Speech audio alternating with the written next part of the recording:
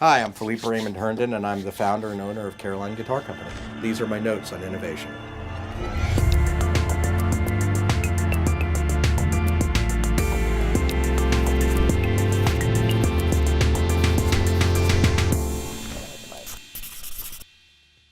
We get to design guitar effects pedals and sound processing devices for the professional music industry and for consumers worldwide. We are in the University of South Carolina Technology Incubator in Columbia, South Carolina. At the University of South Carolina, I am a graduate of the Moore School of Business International MBA program with a focus on product development and marketing and operations. We started out first in my home, and it was really funny. I was living in a 800 square foot home in Rosewood, which is a neighborhood here in Columbia, and we had taken over a room in my house, and it was completely, I'd say the room is maybe about a third the size of this room, and we're trying to do everything from development to testing to everything in that room, and it was quickly unsustainable. It was really funny. I mean, we were just crammed. So I came here. I'd heard of the incubator when I was a student here at the University of South Carolina, and I presented in front of the board here and was slotted for a room. I had gone to the Moore School of Business with the intent of developing into a marketing or product development post with a larger company. Unfortunately, it was 2007 through 2009, which is the economic financial collapse in this country, and nobody was hiring. So what I started to do is to make these pedals with a friend of mine as what we called thunkware, as basically serve something for the portfolio that when I were to go to a product design or development firm, I'd be able to drop something on their desk and say, this is what I've been working for in the meantime while I've been looking for jobs. While I took interest in the entrepreneurship classes and things that I did at the University of South Carolina, that was not a primary focus of what I was looking to do. I was trying to become a lieutenant on a big ship. I was not trying to become a captain of a small ship. But luckily, it seemed to catch on. What we were doing and the things we learned in school, and also what I knew of this industry and what I wanted to do product-wise, seemed to make an impact for people. So the plan was to make these things, and then it would be a springboard to me doing something else. And instead, what happened was that people liked them and asked for more, and I just kept making them. I was interested in design principles that I thought would be transcendent outside of just my particular interests or industry. I'd worked for Ericsson before, the telecommunications company, and I was fascinated by how people reacted differently to different interfaces. For example, how people treated smartphones once they started going to tactile screens as opposed to push screens, how people behaved on a BlackBerry versus a QWERTY phone or a smartphone with the autocomplete functions that were now are completely passé in the wake of what we've done with smartphones since. But I was interested in those kinds of interfaces beyond. So the plan was to develop those kinds of skills in business school, develop the kinds of contacts, and then go on in those fronts in a more consumer-oriented field, be it anything from shoes or smartphones or clothing or anything. I even find myself fascinated. I was raving to one of your teammates about the backpack that I just got as a gift, and I'm like, look at all the design in this backpack. Or even I noticed design with things like children's stuff, like strollers and carriers for kids. It's like that's stuff that really is exciting for me to see. Is like when there's thoughtful, interesting design that's also visually appealing. Mm-hmm. So those were more my focuses, and then the guitar pedals was just something to show, like, hey, I can kind of do this, and then I get to keep doing it. I'd always been interested in music. I mean, I stole my brother's bass guitar when I was 8 years old, and I played guitar growing up, and I was in and out of bands in high school and college, and after college, I toured and played with a band for 7 years, and just always have fallen kind of back into it. And when I was a struggling, starving musician in the 1990s, I used to have to repair my own gear all the time.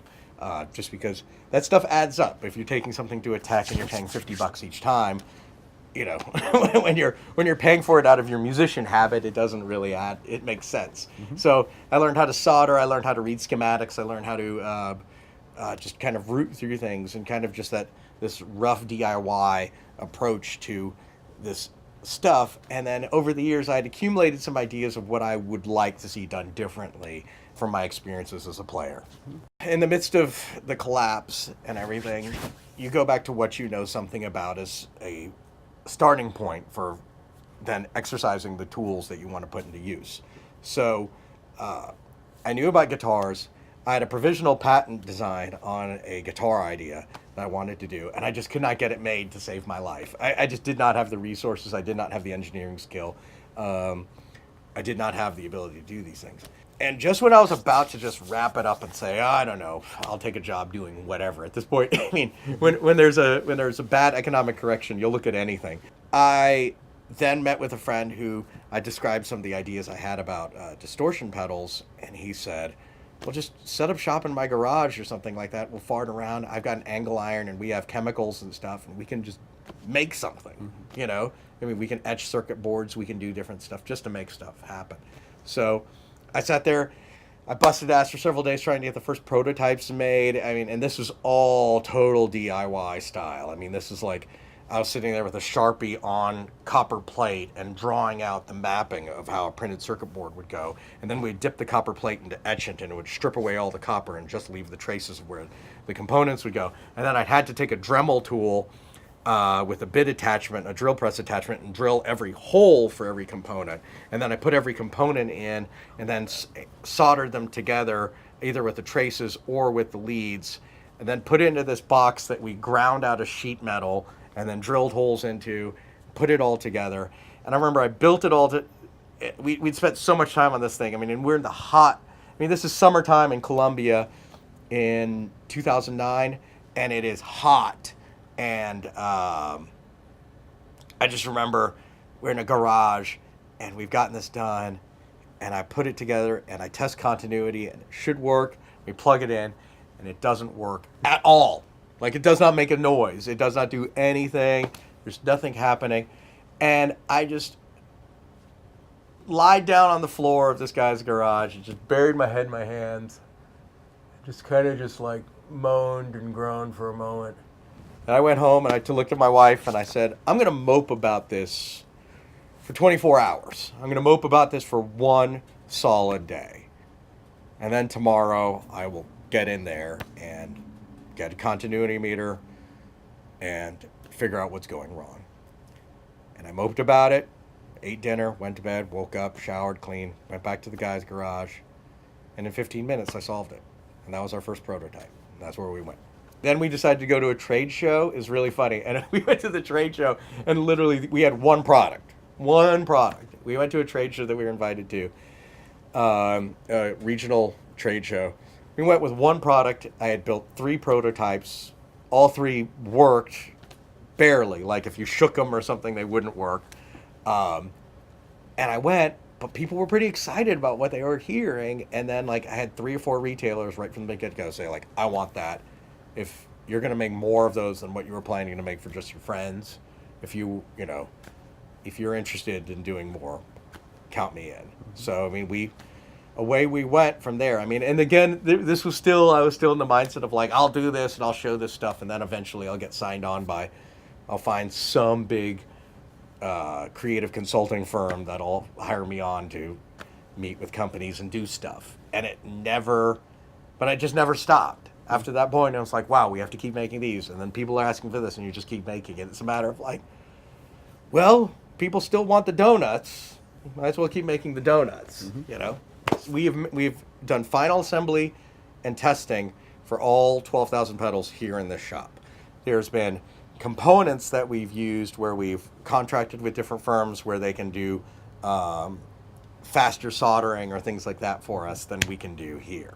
But the bulk of what we do is still from point A to point Z done here in this shop. From there, it sounds like you've just, continue to spiral with more ideas. How does that happen for you? Candidly, there's 2 things that are happening. One is, I have to be very honest, I think I'm incredibly lazy.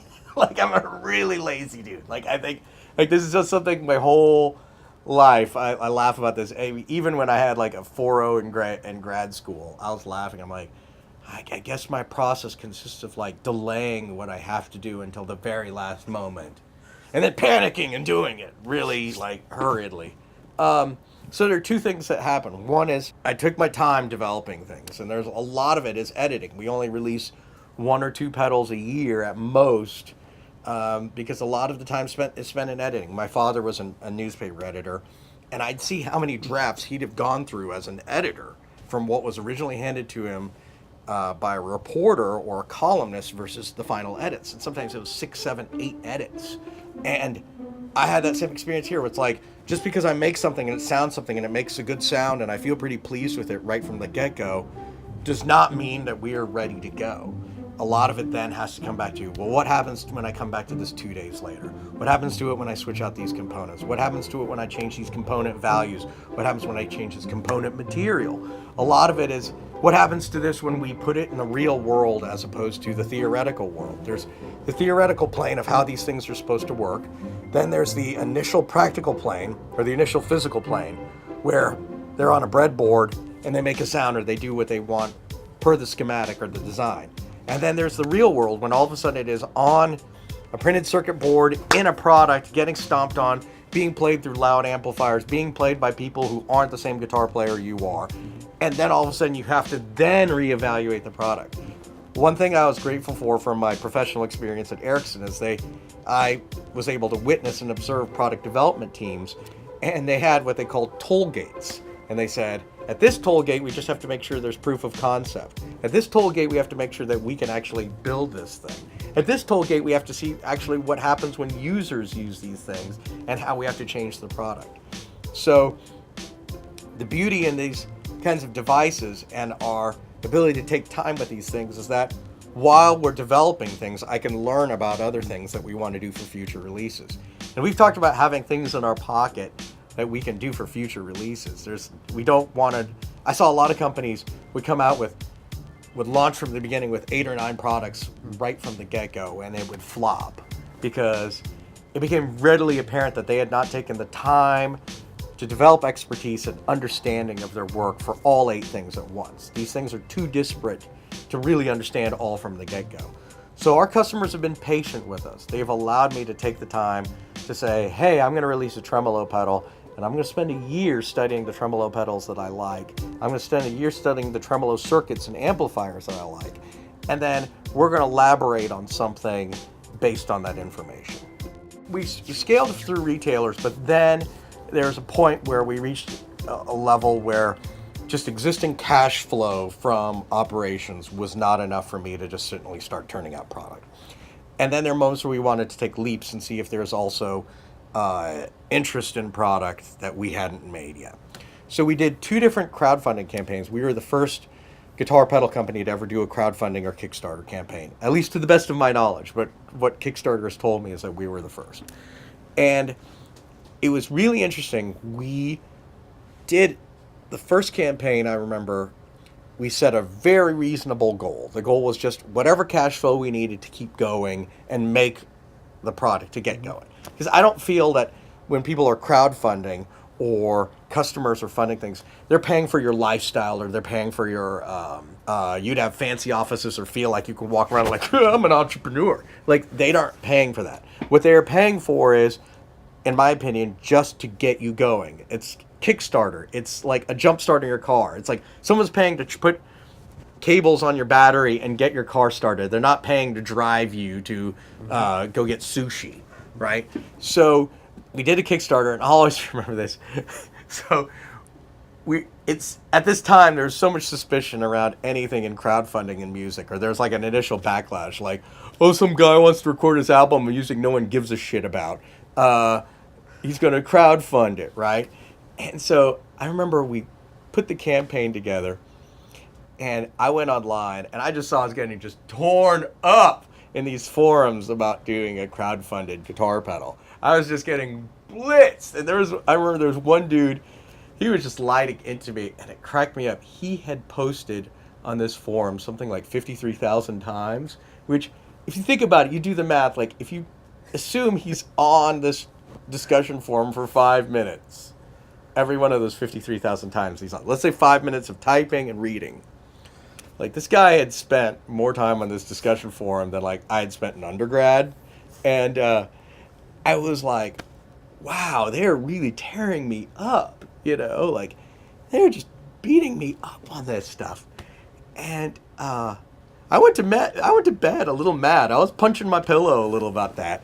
And then the next morning I woke up and saw that we'd hit our goal. Our goal was just $3,000. But then like we did 280% of the goal within like 2 weeks. And so I thought, well, people believe in us enough to make this thing. Let's just see what happens. So we did that. We revisited again later with a product that I just wanted to see how it would do against the same goal. We set a higher goal of 8,000. We hit that in 36 hours, I think, the next time. And so at that point, I said, this has gone really well. That one did 270% of its goal. At that point, I realized people believe in what we want to do. We're honest about it. We fulfill the stuff. We deliver on these things. And we've been transparent and honest. And they've been along with us on the ride. And at that point, I realized, like, okay, this is viable enough that we can start taking risks and our customers will be along with us. We have about 50 retailers worldwide right now. We have distribution in Europe. We have multiple retailers in Australia, Japan, and then throughout the United States. The street price of our pedals are usually right around $200. In my industry, I think what people are signing on for goes beyond just the functional or aesthetic qualities of a product. I think what they are subscribing to is the creator and his team's judgment. And what that means is that they believe in your particular taste, your particular approach, your ability to deliver those things, and your ability to stand behind those things.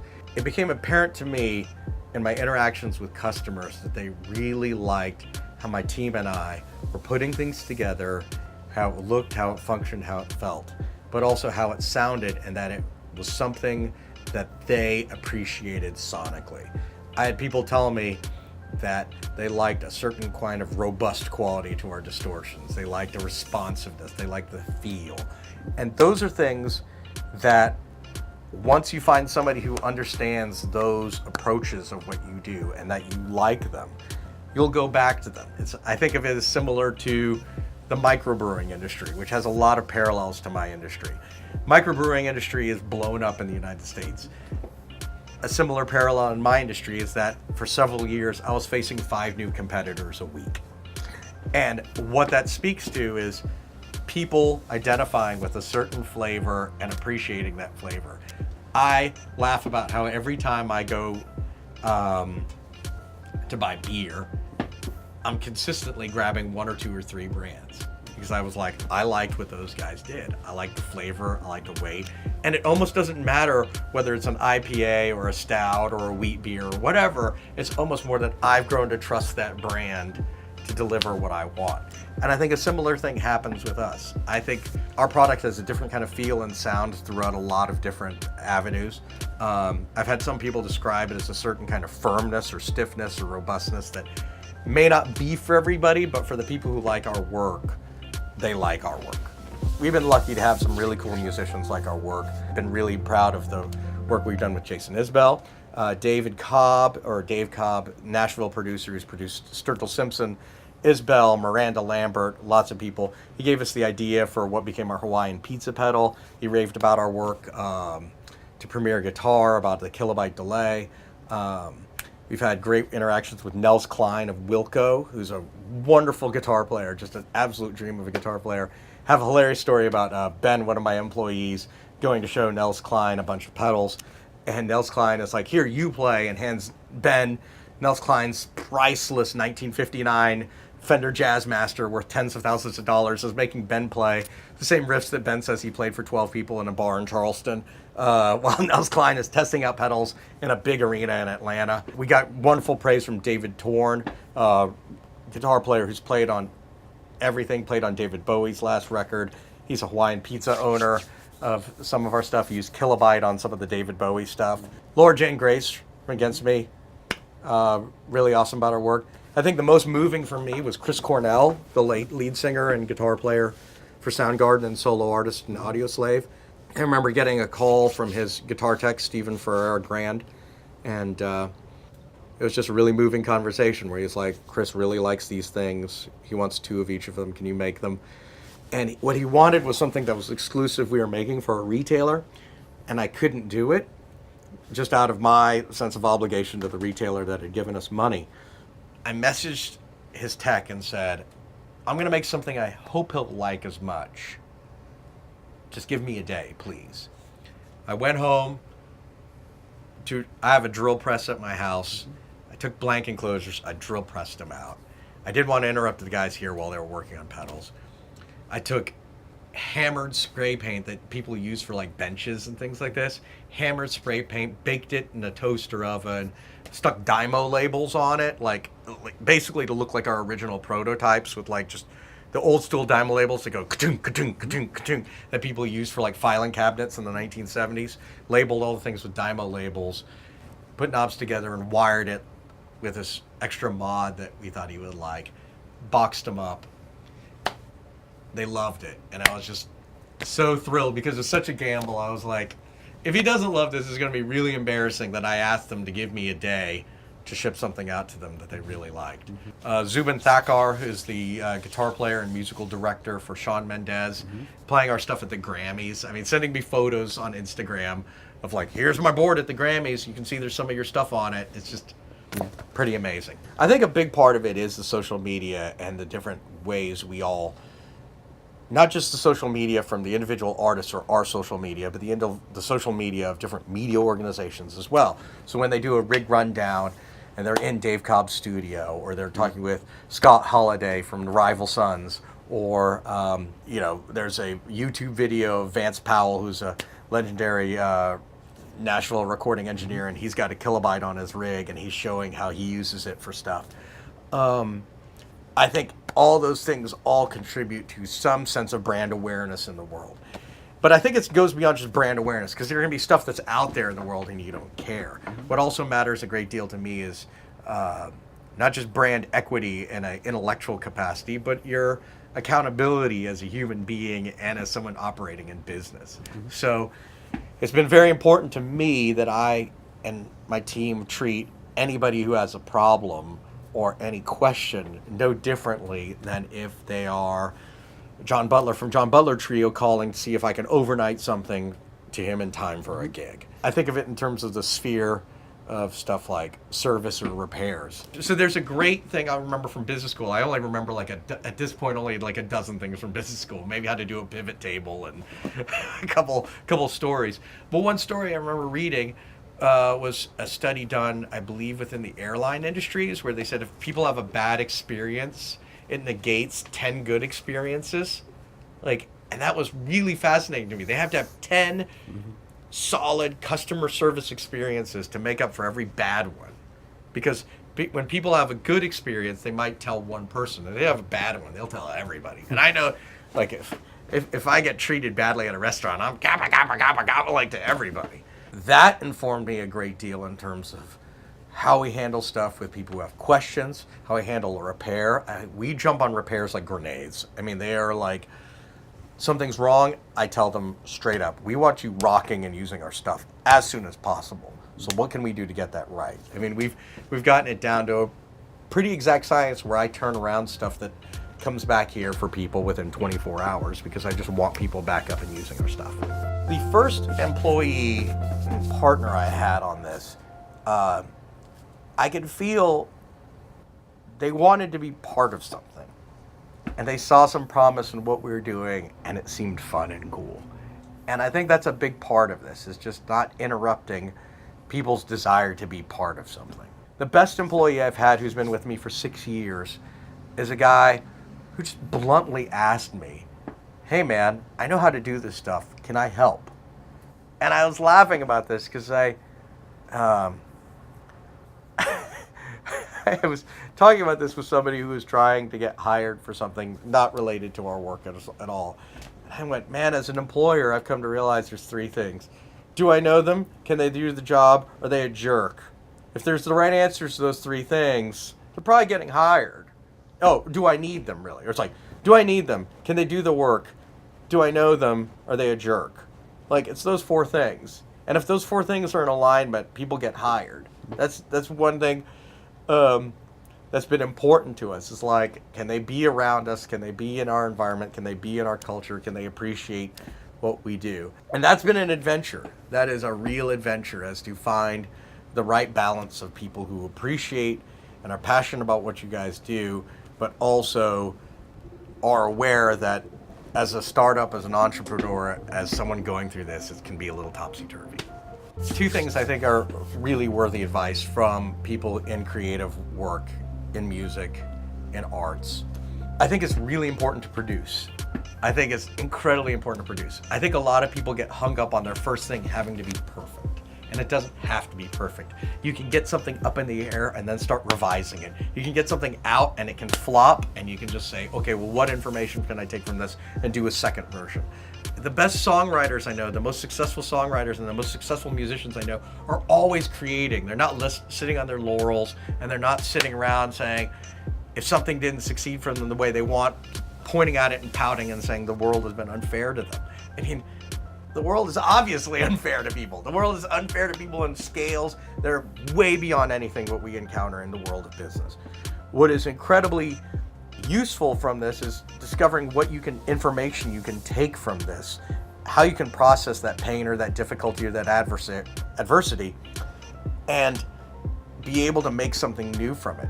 I've released products that have flopped. In my opinion, have flopped or did not do as well as they wanted to. Did I think they were great products? Yes. Do I think that they are good and I will still use them? Yes. But the market has told me that this is not what they want from me. So what can I make? Same thing happens with friends of mine who are songwriters. They've written songs that are amazing, that they think are amazing, that are their favorite songs. The audiences didn't dig them. Okay, well, what else can I create? And that's the beauty of this, is just get the Zeppelin up in the air, get the thing in the air. Just start with proof of concept and get it going, get something happening. And if it doesn't work out the way you want it to, then figure out what you want to do differently for the next thing. A big part of what keeps me charged and energized about this stuff is the feedback that we do get from our customers. When they've relayed to me that it was really important to them, that their work really matters to them, that I made a sound that they never would have found, or it was a sound they were looking for, or it allowed them to do something that they wouldn't have been able to do otherwise, or just that they had fun. That's the big thing. I mean, maybe the most moving message I saw on social media over the past year was a guy who he was taking care of his kid, and his wife was sick. I think she was in cancer treatment, and he was just overrun during the day between his responsibilities professionally and personally, and his commitments to his family and commitments to his kids. And he was able to get complete joy the time he would have to himself after he'd be able to get everyone to sleep, to be able to set up an amplifier quietly where it wouldn't disrupt his kids or things, and record and play music. And that became incredibly important to him, and he appreciated our pedals for that. That to me is like the most moving experience I can think of, in that if we had never created these objects, we have not created this moment for him. We would have never created his experience. If I had gotten hired by a production and design firm out of university like I was supposed to be, if I had gotten hired by a firm, I would have never created the first products that then led to the products that did that for him. Where do you see yourself in 5 years? I'm going to be very honest about this. I wouldn't have seen myself still doing this in 5 years when I started it. I wouldn't have seen myself doing this in 5 years when we do it. But what I look forward to in 5 years is figuring out what excites me in 5 years about this kind of work, about what this kind of work in the audio sphere, about this kind of work in the production sphere or the music recording sphere, and what we'll be pursuing at that time. Because I've seen this industry take dramatic changes just in the last 7 years in terms of how music is recorded, written, produced, performed, executed, and who knows what's going to be the thing that turns the tables on us in 5 years. The naming strategy of the pedals relates to what I discovered years after playing music professionally and always being embarrassed about band names that I was in. Because everybody I know has been in a band, and you ask them, well, what's the name of your band? They're like, well, it's... And they kind of mutter it. You're like, why'd you choose such a terrible band name? They're like, well, it's what we all agreed on. And I'm like, man, in hindsight, here's how you name a band. Here's how you name a band, okay? You imagine someone that you're attracted to who's a stranger meeting you at a bar or a coffee shop, and it's come up, oh, I'm in a band. And the person who you're attracted to says, what's the name of your band? And you need to say something that makes you feel cool to this person that you it might be attracted to you. That's the only rule. Does it make you feel cool to say what this thing is or what your band is or whatever? Because if it doesn't, if you have to say, well, it's this because of, well, it's this, let me explain a little further, no, you're dead. It's done. Like, it just needs to be able to something you can say that makes you feel pretty cool, regardless of whether they think it's cool, but makes you feel cool saying it to them. Some of the names of our products: Wave Cannon. Wave Cannon makes me feel cool. Shigaharu. It's named for my favorite friend and sushi waiter here in town. Parabola, Kilobyte, Meteor. I mean, they felt like cool names when we were saying what our products do. The most recent product that we're putting out now is called Somersault. It is a low-fidelity digital modulator, and it is something that does pitch bending with time as well for our customers. Creates a very kind of spooky sounding effect. Somersault was just one of the names that we really liked. That was a runner-up to Parabola when we did our tremolo, and Parabola felt more like what the tremolo does, and Somersault felt more like what we feel about this sound when we're reacting to it. So the tool I have to have at almost any time is the humble guitar pick, because if I hear something that can sound cool, sounds possible, it's really important for me to immediately put that to a real world test. Because sometimes you can hear things, say I record a loop and I run a loop through something in development, or somebody else has something that they brought in and we're hearing it with a loop. A loop is one thing. It's a static thing that's happening musically that's being played audio and doing stuff. But there's nothing quite compared to the actual physical feel of grabbing a pick, grabbing a guitar, and playing through this. The pick interrupts the string, which causes the magnetic field of the pickup to get interrupted, creating alternating current of very low amplitude through the cable, which develops capacitance into the device. All of this is generating actual voltage and experience and current, which then reacts with the device that you're using. That is incredibly different from just hearing a static performance or a static recording of something. And that's why I think this becomes really essential, because this is how we actually test how this thing is going to drive.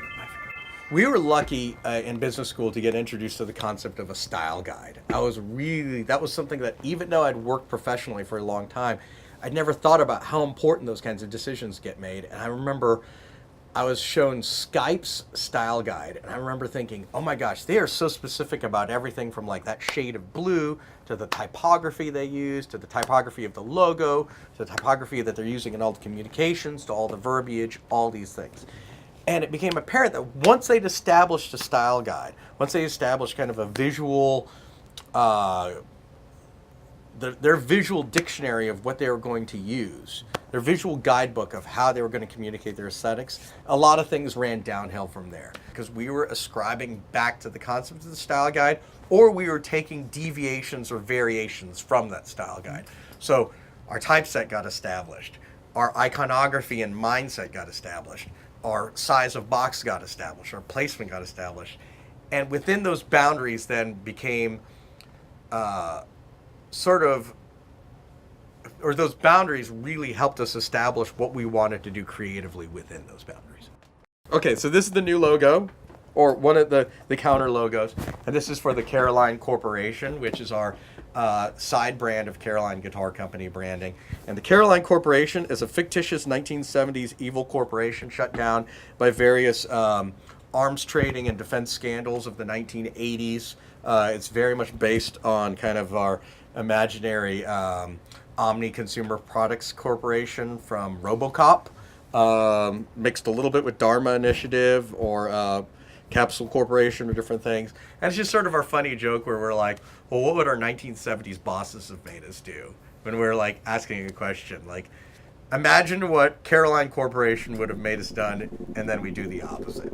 Any last bit of advice that you would give? I guess it goes back to some of the stuff my dad said when he was an editor. He used to tell me he didn't believe in writer's block, but he just believed that writers got lazy and stopped writing and stopped making things. He said, there's no such thing as writer's block. There's just people who are afraid to do bad work while doing good work.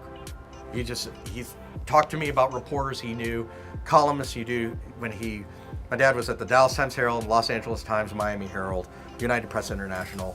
He was serious in very high levels of journalism. And he told me about people he knew who hadn't written columns or turned in work for months. And he says, it's just going to get worse. We need to get rid of them, or they need to just write something, even if it's junk, to get them doing stuff again. And he had a real good point. It's that people who are creative or want to do something, who want to be productive, it's not all going to be magic. You're not going to always have home runs. They're not all going to be hits. I mean, Thriller is the biggest album in the world, and there are like 4 songs that aren't hits. You know, August and Everything After, Rumors. There's so many huge albums like this. Cracked Rear View, Jagged Little Pill. Not all of them are hits, folks. You just write a lot of songs, and you hope that they're good, and you make them the best they can be, and you go from there. And that's a similar kind of approach with this. Not everything I try on a breadboard works. I regularly have days where there's just stuff I tried, and I walk away and I'm like, man, that sucked. That was bad. That sounded bad. I couldn't do anything. But the point is just keep going. You keep trying to produce and get the plane in the air. Get something on paper. Get something running downhill. Get it real. Sometimes it's a matter of early on, I remember having a great conversation with a friend who was a big fan of flamenco music, and he talked about Paco de Lucia. And he said Paco de Lucia is permanently grateful forever for his first producer basically taking his album away from him, because he said he would have recorded that same first album over and over and over again for the next 30 years. It's like, no, we're taking this album away from you. And there are things he's mad about from that first album, but then became things that inform the second album. And then things that you didn't like in your second album inform your third album, and you go from there. So get something down, and then, in hindsight, correct the things that you want to do in the future. Innovation is simple. It's creating something that wouldn't have existed if not for you doing it. My name is Philippe Herndon, and those were my notes on innovation.